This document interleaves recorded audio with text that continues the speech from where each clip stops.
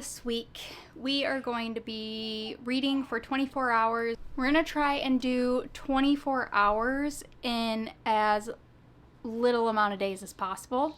And we're going to be starting off with For the Wolf. So I started this, I forgot to ever do an intro clip, so it's Wednesday, but I started this Sunday night and I only read, I think, to chapter 2. Yeah, so I only read 15 pages Sunday night. So we're pretty much starting this right off brand new.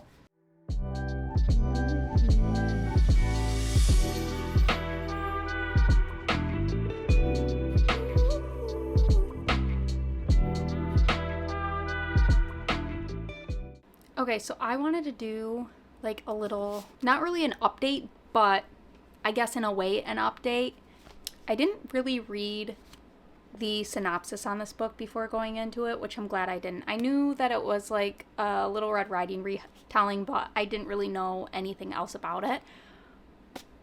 But so far, I'm on chapter 3, which is only 25 pages in. This book was not what I was expecting. This is like, I could be completely wrong, but so far this seems like kind of like a darker, more like grim Red Riding Hood retelling. So the main character that you're following, her name is Redaris, and her nickname is Red. She has a twin sister named Neve, and Red is like the second daughter of the royals. The way that I'm taking this is like the first daughter is going to become like the new ruler, and then the second daughter is going to be the one that's sacrificed. So the wolf has taken like the 5 kings, and they send sacrifices every like X amount of years. I don't really know how many years that they send them in, but on their 20th birthday, these girls get sent into the woods as pretty much like a sacrifice to the wolf, and they're hoping that they can get their kings back and to keep the monsters at bay from coming and attacking everybody else. And her sister is like trying to convince her not to go into the woods. And they were talking about how when they were 16, they like went to the edge of the woods and something happened. They haven't said what happened yet, but the main character has like these powers that she's gotten from it, where that again has been vague. They haven't really said what they are yet, but basically when she gets upset, she can like command pretty much nature, like the leaves, the roots, stuff like that. And she has hinted that she's like killed people with it on accident, and so she hasn't told anybody about these powers that she got, but she is willing to go into these woods only to save her sister from herself. But so far, for just being 25 pages in, I am so intrigued by this book, and it's kind of giving me like the feeling of One Dark Window, which I'm looking forward to because I loved that book, that duology, and so I'm pretty excited to read another one that's kind of giving me the same feelings, and I'm really excited to get further into this book. So let's get back to reading.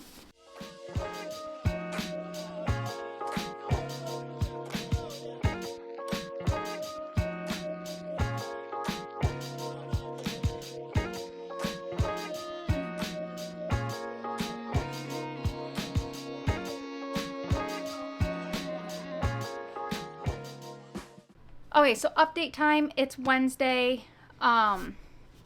We are down to 16 and a half hours.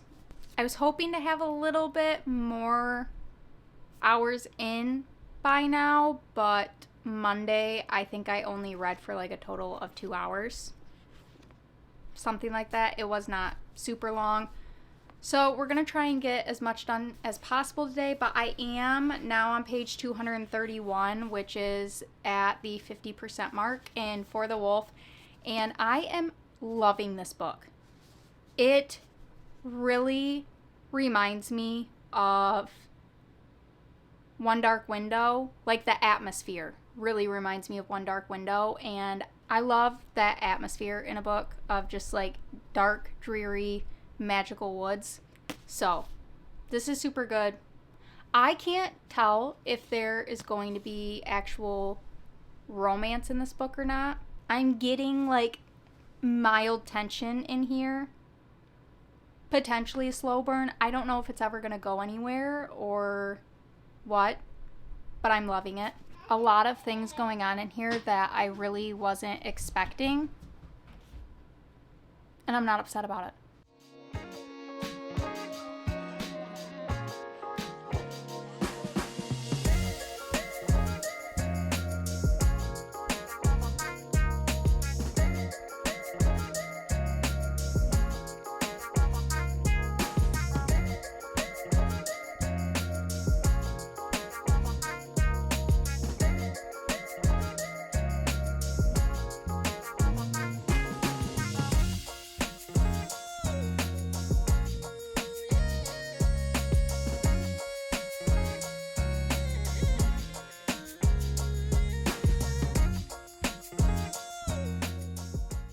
Okay, so a little bit ago, I finished For the Wolf by Hannah Witten. I'm going to give this I think a 4.25 star.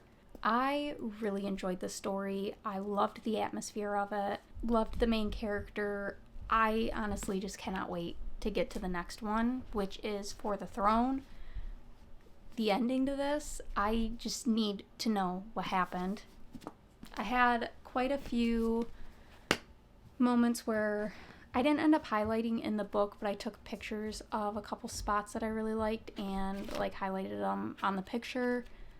I don't want to say any of them because I don't want to give anything away to this, but again, if you liked One Dark Window and you want like kind of a gothic, dark, dreary vibe, go for this book.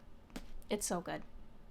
It is such a unique and interesting Little Red Riding Hood retelling. I feel like I won't read another one like this. It had so many interesting points that I just would never think to put with Little Red Riding Hood. I started Glint by Raven Kennedy, which is the second book in the Plated Prisoners series. I didn't dislike the first book, but I also didn't really overly like it. It was just okay to me. I didn't really care for the main character very much. She got better towards the end, but most of the beginning I really just did not like her character. But everybody loves the series, so I'm going to continue and I'm going to keep reading it. I'm on chapter 3 now. I think I've read 17 pages. Again, I'm still indifferent, but I'm not going to put any judgment towards that yet because I'm only 17 pages in. So I'm at like 60% of Glint, and I would say the first 50%, I still wasn't sure how I felt about the series.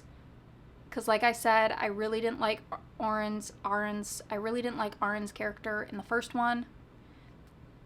Up until the 50% mark, I now had a better understanding of why she was the way she was towards Midas, but it still bugged me, and I was still annoyed with it. Now that I have a better understanding on it, I get it, and it doesn't bug me that bad anymore. So I am coming around to it. There is a scene that just happened. It's really made me kind of start really teetering towards the I'm enjoying this series, but I'm super intrigued now, and I can't wait to keep reading. I think I was listening to a little bit of, I was cleaning earlier, and so I was listening to The Kingmaker by Kennedy Ryan, that audiobook. I've been in the middle of it forever, so I decided to listen to that for a little bit, but I still have, this is taking me way longer. I still have 6 hours and 11 minutes left, which I wanted to be done with this today. I wanted it to only take 5 days, but I think this is going to end up going into tomorrow morning, which would be Saturday. I know that I'm going to finish Glint today. I only think I have like 3 hours left.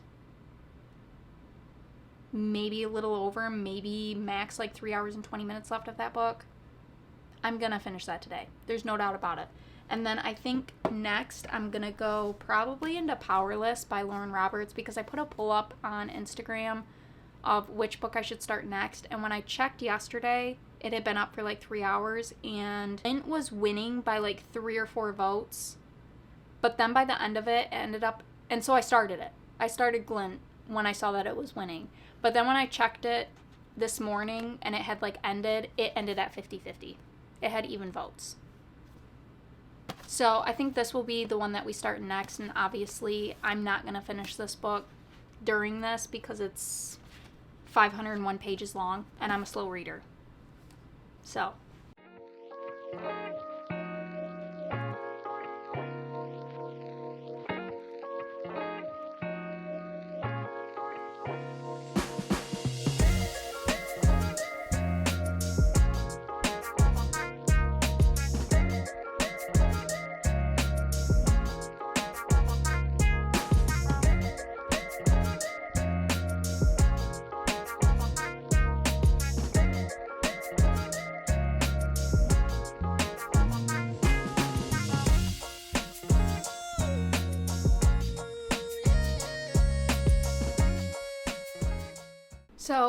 this morning I finished Glint, and I think I'm going to give it 3.75 stars.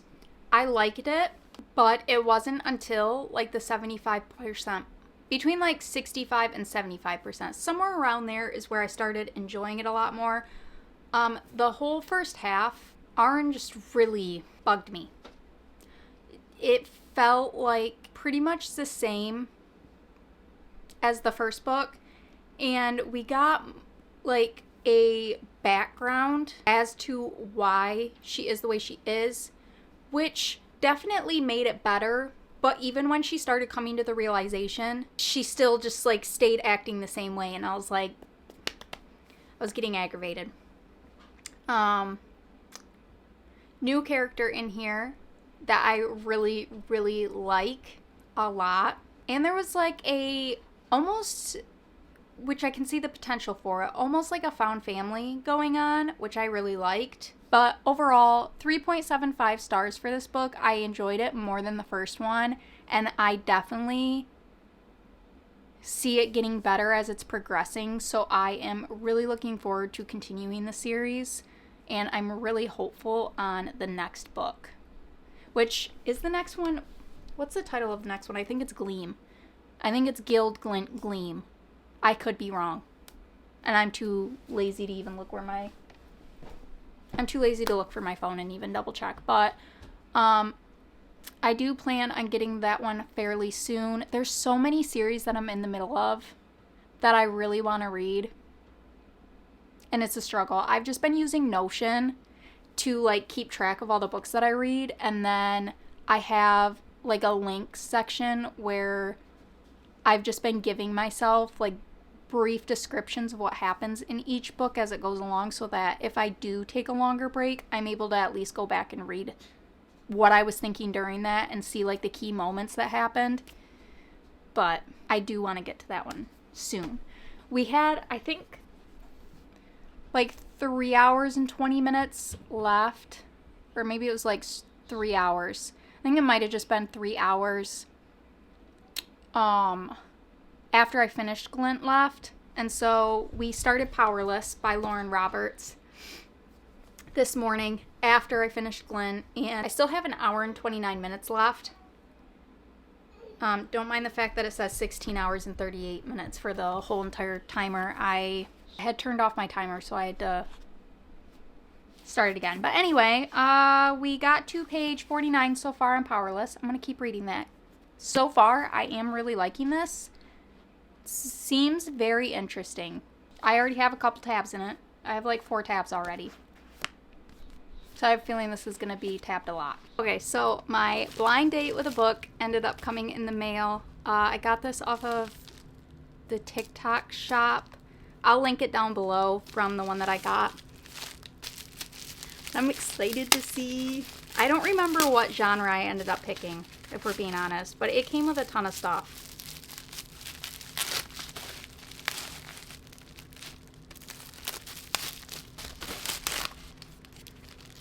Okay, so first we get a bag of a bunch of stuff.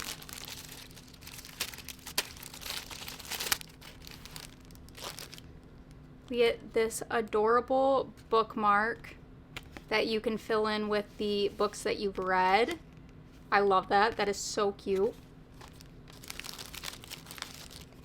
Okay, that is adorable. It is a little sword charm with a little heartstone. Then it has a pen in there.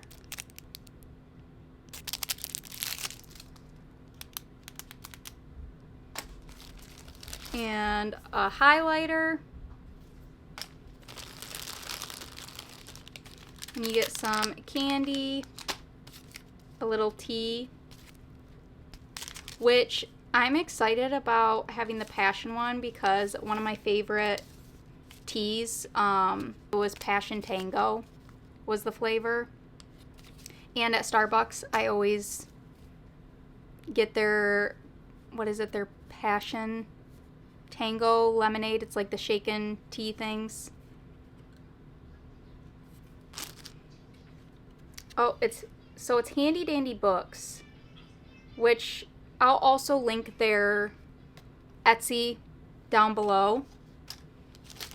Oh, and then you get little tabs, which is perfect because I'm running low on my tabs. And then a couple stickers. Ooh, these are cute too. And then this one.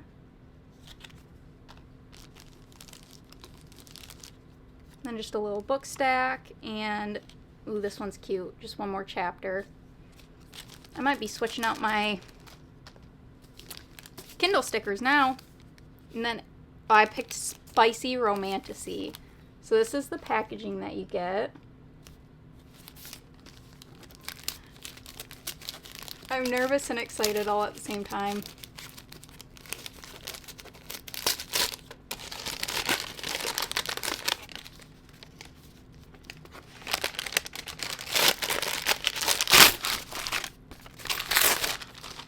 Okay, I'm actually so excited because I have every single one of these books saved on my Goodreads, and I haven't read any of them yet, and I've seen them so many times. And this one in particular, the Captain Hook retelling, I have been wanting to read this so bad. And I have it saved on my Kindle too because these are Kindle Unlimited books. I just haven't got to them. So we have Hooked by Emily McIntyre. I'm so excited. I couldn't have asked for a better blind date with a book. After I finish Powerless, this will probably be my next read.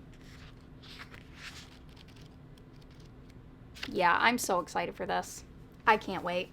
Well, that was a really good purchase. I will definitely be buying more books from them. The shop, again, is Handy Dandy Books. And like I said before, I will be linking their Etsy shop down below.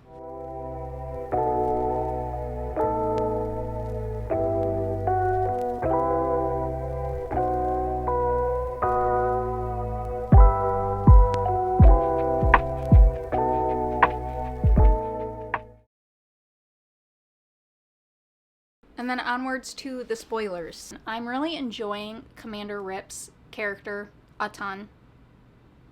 And again, with this series, I've avoided like every single spoiler. But I feel like Commander Rip is gonna end up being like the love interest for her. I could be wrong, but that's just the vibe that I'm getting right now. We just got to the scene where she enters the fight circle to save Twig while she thinks she's saving Twig. And then, what is his name? Osric? They always call him Os. He tells her she's not allowed to leave until she fights, and then Commander Rip shows up and tells everybody to leave, but he also tells her that she can't leave the circle until she fights, and she's not allowed to go see the guards, Midas's guards, until she fights him. And then they end up fighting, and the big reveal of her being a fae comes out, which I was not expecting. I mean, she's talked about Commander Rip being a fae this whole entire time, but I wasn't expecting her to be one. With Aaron being like an orphan from a young age and then being put pretty much just to sit on the streets and collect money. I don't remember the guy's name now. I understand why she wanted to be kept in the cage with Midas, why she wanted that security, that safety, to be kept away from everybody else and to get that attention from Midas. I fully understand that now, and it definitely gave me like more sympathy towards her. The irritation that I had is like, even after she realizes this and after Rip like points out every single flaw, and she's noticing the flaws and like why it's messed up for her to let Midas treat her that way, she still defends him. And I get, you know, she's been doing this for years, so it's kind of just like, that's her comfort. She doesn't want that taken away from her. It was just so frustrating. But then Rip. Absolutely loved his character. I loved the way that he like pushes her out of her comfort zone to get her to realize her true potential. I was not expecting her to be fae. I didn't see that one coming. So that one was definitely like a twist to me that I didn't see coming, that I enjoyed. I liked the Wrath, their like found family dynamic. I really enjoyed that. I love a good found family going on. The ending, I like had a small moment where she had the dream where she was like in the tub and then all of a sudden the gold was dripping from her. I had a moment where I was like, did she get Midas's power when he like gold plated her or whatever? I was not expecting her to be the one that has been the one turning everything into gold this whole entire time. That blows my mind, and it makes me hate Midas that much more. Because it's like, let's be honest, we know that the only reason he's keeping her and wants her hidden away is because he doesn't want anybody to find out that he doesn't have that power, and he wants to use her for her power. Made me hate him that much more. I'm ready for him to, in the next book. Got my fingers crossed that happens. Don't know. Also, was not expecting Rip to also be King Rot. Which, at the very end when... I don't remember what it said, but I've tried to avoid pretty much all spoilers in this book. But I faintly remember seeing a like fan art of Rip with like the spikes coming out. But I remembered him, like in the caption, it had said something about Slade and King Rot. So part of me, I was confused because of that, but I kind of ruined that aspect of the book for myself by seeing fan art and not just like, but you know, it didn't ruin it that much. I was still confused at the end until he said that he was King Rot, and then he said, but you can call me Slade. Then I got it, and I was like, oh, they're all the same. It makes so much more sense.